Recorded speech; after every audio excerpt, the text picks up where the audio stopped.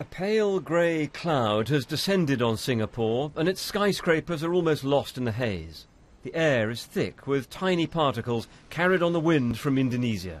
People working out of doors have been warned to take special care, and everyone is feeling the impact. It's quite polluted here, finding it difficult to breathe. So it's quite hazy as well. I'm surprised that the office is still open. It's depressing, the whole atmosphere, the environment. You don't really feel motivated to step out, but you have to. The greatest risk is to anyone suffering from asthma. In this class, almost all the children are wearing masks, even indoors. Such is the concern about the smoke. For these kids, there's no question of playing in the open. At one point today, what's called the Pollutant Standards Index, the PSI, reached a record level. Obviously, with the PSI being at 400 right now, it's really not safe for them to be going out. My daughter's got mild asthma, so, I don't want her to be exposed at all, if possible.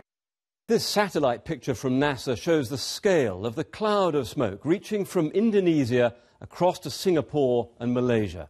By zooming in, the authorities can actually see the fires, and they've already blamed 8 companies who've been clearing forests to make way for plantations.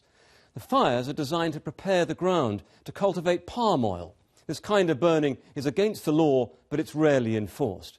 Now, the result is that the fires, which may now be out of control, are generating this dense haze, drifting on the wind, and they're likely to keep burning for weeks or even months.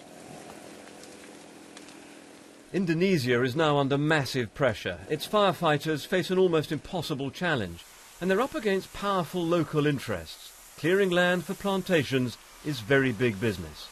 The burning happens when, after the major trees have been cleared for timber, there will be scrub forest or grasslands or peatlands remaining. And the planters will literally pour petrol on the ground and set fire to it with the hope of clearing that scrub. One woman's view of the haze over Singapore. Usually from this view we can see the sea and ships around it. There's more of this on the way, and it may last until the rains come in several months' time.